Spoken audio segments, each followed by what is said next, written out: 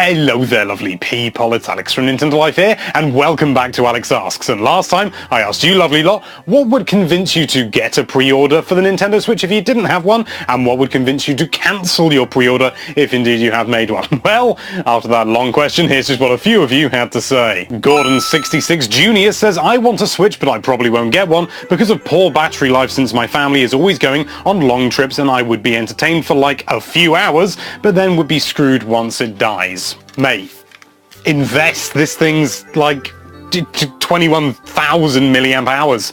Lasts forever. You can even get baby ones. Danny Bishara says, I will cancel my pre-order if the store I ordered it from burned down. I would then go and pre-order from a less burny place. I've got a feeling unless you went with some sort of independent company, that shouldn't have an effect.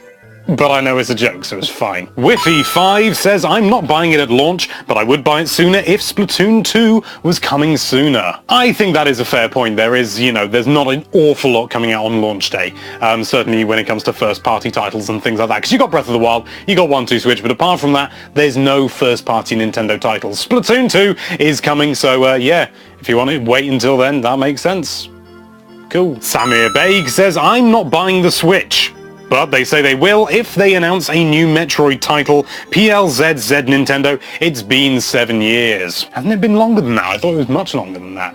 Or was 2010 when Other M came out? Because I don't really count that. The True Villager says, I'd like pre-installed games so you don't have to spend another 40 to 60 quid to get one, but I'm getting one anyway, so I don't care. Oh, winky face. Yeah, I think a pack-in title would make a big difference, to be honest with you, but they did say that they had to try and keep it at $299 or whatever it is. Whatever it is in America. Yeah, it's $299. But I do think with something like 1-2 Switch, just pack it in and just take a bit of a loss with that. I don't see that being too big of a deal, to be honest. I don't see many people buying it otherwise, but who knows? Who knows? I could be terribly, terribly wrong. Louigme says, a price drop. It's $400 in Canada, and you still need to buy a game with it. Yeah, we're back on the same thing. I actually spoke to somebody about this, the whole sort of Canadian dollar thing, and because I pumped all the numbers into Google, and it said that it was $300 US is about 400 Canadian dollars. So I was like, well, what's the big deal? But apparently the wages don't equate, sort of the salary and things like that. So it still ends up being essentially $400 US, which is no good. But then I can see why Nintendo would do it that way. It's the same with the pound over here. It's extraordinarily more expensive over here. Well, maybe not extraordinarily, but it's still more expensive over here.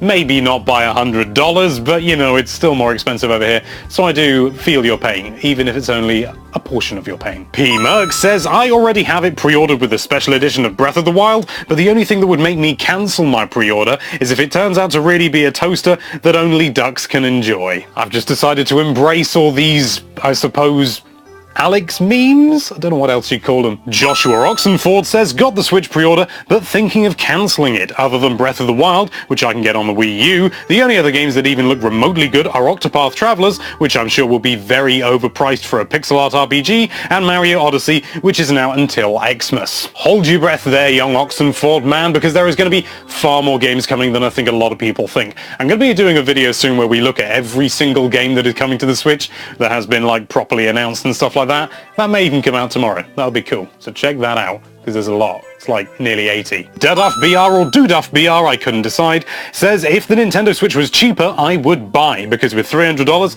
I can buy a new PS4 with Uncharted 4 and a game, because apparently Uncharted 4 is not a game. Yes, it is true that you can buy one of the other major consoles with games and stuff like that for the same price, but the thing is, these are much older systems. Of course you're going to be... I mean, if you want, you could argue that with $300 you could buy a SNES and 50 games, maybe, if they're really bad. The point is that it's new tech. New tech is always more expensive when it first comes out, so that's just how much it is. You might be able to compare it to, I can get this for it. You could buy a vacuum cleaner with that. What's the point of the comparison? And finally, Julian N says, what would stop me from buying it day one is if 1-2 Switch was the only launch game. It looks like fun, but it's not worth $300 plus $50 just to play the game. It always seems to come down to money a lot, doesn't it? But yeah, I think, theoretically, if I were, a standard consumer, I would also cancel it, but considering it's basically my job, I don't really have a choice. I've got my pre-order, and I'm going to have to stick with it because unless I want a different job, which,